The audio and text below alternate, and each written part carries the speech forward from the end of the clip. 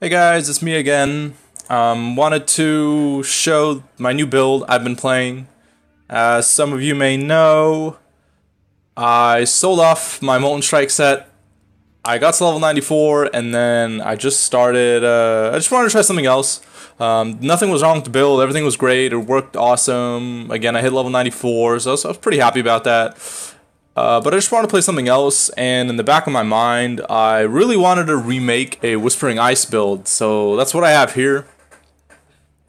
And I'll preface this video, as I have other videos, by saying that this isn't my build. I wasn't the original creator of this.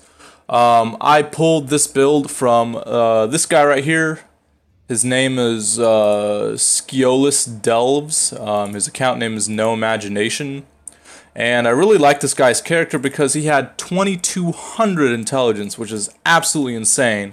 And his energy shield is 13,000, which is very, very beefy. So I kind of looked through all, what I did was I basically looked through all the Whispering Ice builds that there were. And I sorted it kind of by energy shield, found the most energy shield, most intelligence, and it just happened to turn out that this guy had both of the highest. So I decided to follow this guy's build, and it's quite a it's a really good build for several reasons. This version that I'm playing right now, well, his version, the build's still in its infancy. I'm only level 76. I'm almost 77. So I still have a lot of growth left for this build.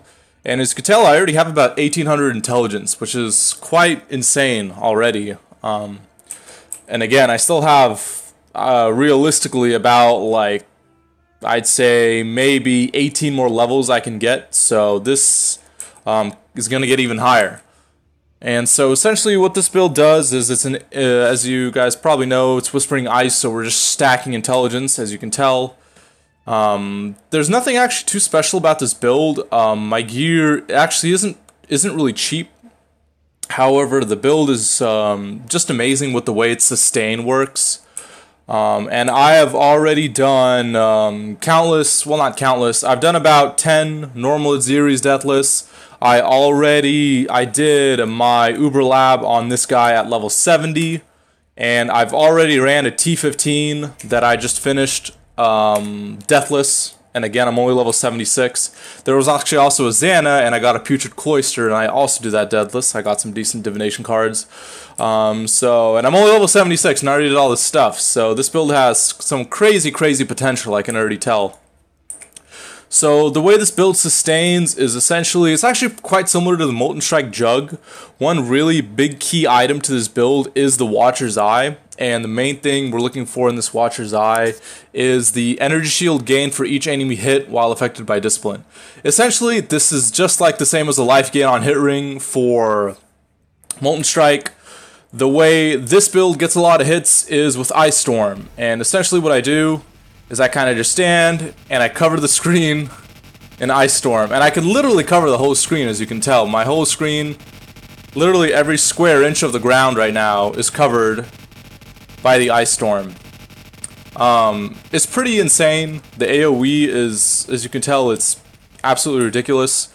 So what I have here, in the Whispering Ice, the staff doesn't have to be linked, of course. It's kind of like a Nigmahu's or any other kind of item like that where the skill is built into the item. When that happens, you never have to link it. It automatically is affected. So here is my Ice Storm. You can't see it because I'm using Cast While Channeling. So when I cast my Scorching Ray, it'll cast the Ice Storm. But as you can tell, the way this thing works is it pretty much just rains down these icicles, one impact every 0.1 seconds. So you get a lot of hits, and that's what really makes this build sustain its energy shield very well. And the other form of sustain this build has, while not a lot, it's still very effective, is just getting a little bit of leech. I have 0.6 damage leeches life and mana if you've killed recently.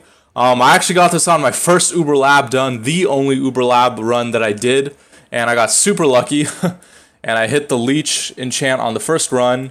So I picked up Valpact, and also getting the Ghost Reaver, so I get some Leech in addition to the energy shield gained on hit.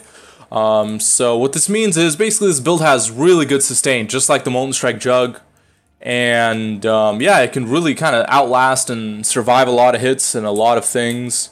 That's kind of what I always look for in builds. If they have some good form of sustain or regeneration, that's one really kind of big thing that I look for, paired with a big health pool. Usually that is a recipe for a pretty successful build, I'd say. The tree is pretty interesting. The way it works is essentially I'm just trying to get a bunch of intelligence, because that's really what the build is centered around. So I had to get down to Valpact here. I pick up all the int. Wherever you see these jewels, it's probably more likely than not a one of the jewels that transfers the stats. So this is Fertile Mind, so it converts all this dex to int. Same thing up here. I have Brute Force in this one with Might, and I have Fertile Mind with Alacrity. So they both don't give Strength or int. They give they both give Intelligence. And then here I have another Brute Force solution, and I just picked them all up with all these corruptions on them. I can't be cursed. I can't be hindered. I can't be maimed. So this build's not really cheap. The items, again, are pretty simple. Pretty much it's all rares. But essentially what you're looking for in every single piece of equipment is you're looking for super high intelligence, high energy shield, and if applicable, percent increased energy shield or percent increased attributes. So that's what I have here. When I sold off my Molten Strike Jug, I got roughly about 35 exalts to spend. It's probably not a lot, not that much money, considering playing on standard delve. But again, I was on vacation for 10 days, so I probably would have had more currency by now. But this is kind of what I came up with from those 35 exalts. I'm actually really pleased with everything that I got. I actually crafted this chest myself. It's not really amazing, but I was lucky enough to get the 6th link and the 6th socket relatively quickly. I think I got the 6th link in like 150 fusings. So that was really nice. So in here, I'm just using a cast when damage taken, ball, lightning, curse on hit. Also combined with blind, flammability, and I have combustion in here as well. This set of skills kind of serves the function that like Ancestral Protector did when we were using Molten Strike. That also had combustion. One key thing about this build is we're converting all our damage to fire, also just like Molten Strike. So in a way, this build's actually pretty similar to Molten Strike. We're converting all the cold damage to fire damage. Ice Storm is normally all cold, however, we're converting all of it to fire. So we have a cold to fire in here, which converts half of it to fire, and then of course we're running Avatar Fires, and we're converting the other 50%. So you have 100% conversion to fire. So that lets us use control destruction, but it lets us use combustion and to get that negative fire res. And the great thing about Scorching Ray cast while channeling is Scorching Ray has also a built-in fire pen.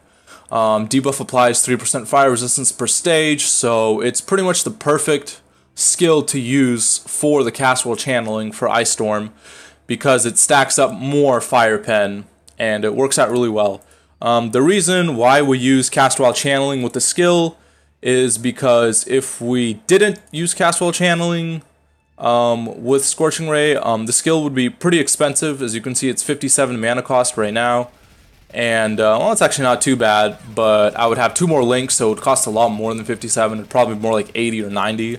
And the cast while channeling pretty much just bypasses any mana needs, because we use a level 1 Scorching Ray, so it doesn't require any mana at all, essentially. It's pretty much a free spell, and that lets us pretty much reserve all our mana.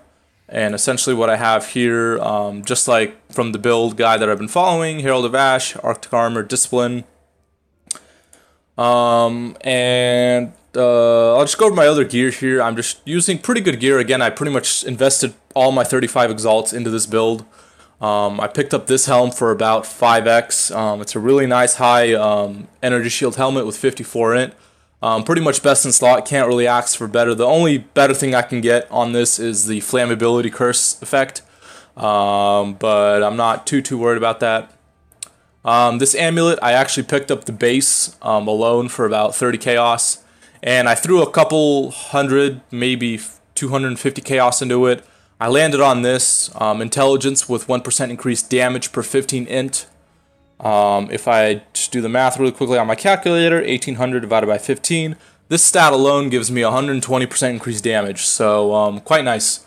Unfortunately, I am still missing the percent increased attributes on this necklace. So this necklace isn't perfect yet. I'm still missing a pretty big key stat, but it's quite nice for my budget and what I have right now. And it's actually almost perfect. Essentially, I'm just missing percent increased attributes. My chest I also chaos spammed. I landed on this. I decided to keep it because I was getting pretty tight in currency. This chest can definitely get better. I'm still probably missing around 200, 300 at most energy shield. And I'm also missing percent increased intelligence on this chest as well. So between my amulet and chest alone, I'm already missing 24% increased intelligence. If I factor in, this is kind of very min-max stuff, but if I factor in that I'm missing percent increased intelligence on my 2 rings and my belt from the corruptions, the rings corrupt to 6% increased intelligence at most each, that's another 12. So I'm at 36, and then the belt can also corrupt a 6% increased intelligence. So I'm actually still at maximum missing 42% increased intelligence that I don't have. So this 1800 int can actually get a lot higher. If I push it all the way, I can probably get up to like 2400 intelligence. So it's absolutely crazy. If you guys are interested in playing this, just make sure to get intelligence on pretty much every single piece of gear. That's what I have. Again, this gear wasn't really cheap. My chest alone with non-6 link, not rolled, I paid for the eye level 86 Shaper Valor Regalia with near perfect fossil quality. I paid about 4 exalts for this chest alone. I think I paid like 3 actually. So it's not really a cheap base, and then crafting it of course is more expensive. These boots I paid about 3 exalts for. These gloves I paid about 5 exalts for. So the gear really isn't cheap. I think these 2 rings together, I bought them off the same seller. I think he was using it for a previous build. I bought them together off him for about 3.5 exalts. Also 50 in on each one of these. So as you can see, my gear has intelligence on everything. And that's how I have such high intelligence already at only level 76. I'm going to expect by level 90 to have around 10k energy shield. And it's going to be a very strong build. I'll run through another map here just so you guys can just kind of get a feel. Actually, I'll do a delve because it's delve league, so why not do a delve instead. I haven't really gotten into too many delves yet with this build, but I've done a few, so I'll try a little more here. This is right post patch 3.4.3, I think. So my delve merged with my Molten Strike guy. So let me do like I'm not going to go crazy, but I'm going to do a decent one here just so you guys get an idea of how this build works. I'll do this one right here, monster level 77, I'm level 76, so in essence this is actually a pretty high delve for me, but I'll kind of do it anyway. I think I should be okay, we'll see. Build works pretty simply. All I kind of do is I stand back and I just cast Scorching Ray and let everything kind of melt and die. One thing on this, I'm using Spell Cascade. That's what gives me such high area. So as you can see, it casts right on my character and kind of 2 steps in front of my character too. If I take Spell Cascade off, I'm gonna lose majority of my area of effect. As you can see now, it's only kind of a big circle and it's a lot less. So Spell Cascade is definitely a good thing. It's almost a kind of an overpowered increased AoE for spells. Anyways, so let's get on with this delve here. Just pop on my flask. Essentially, I just stand back and cast my Ice Storm. This build obviously isn't as crazy as the Molten Strike Jug, but it's a very consistent build. It's a very strong build, and yeah, I'm looking forward to see how good it gets. As you can see, I'm only level 76, and nothing is really touching me here. Once I get to this guy, usually what I do, I just pop it, and then I just stand in the center, and I just spin in circles, and pretty much let my Ice Storm do the work.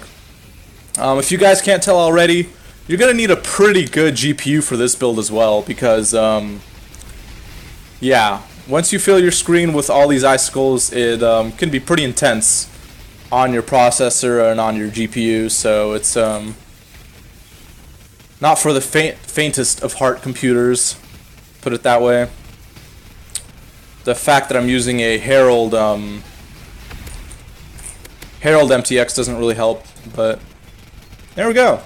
So that was a depth 187, 77 delve. Not too bad at all. I'm almost level 77. Yeah, so I just wanted to share that with you guys, just what I've been kind of working on next. If you guys are interested in this build, I'll put the PoE Ninja link and the character profile to the guy's build that I'm following. And I'll also want to note that while I sold off all my gear on my Molten Strike Jug, the Path of Building link is still available. So if you guys are still playing that build and still want to see the gear that I was wearing, my gear was pretty much maxed out. There was really nothing too much significantly better I could have gotten. The POB links of my Molten Strike are in my 2 previous Molten Strike videos in the description, so those are there as well. Anyways, just kind of wanted to make this little update as to what the heck I've been playing, since a lot of people asked me why I kind of threw away my Molten Strike build. Again, nothing was wrong with it. I just wanted to play something new. Anyways, guys, I might check in, do an update on this build one more time when maybe I'll get to around level 90, just to kind of see where it's at. Thanks for watching, guys. See you next time.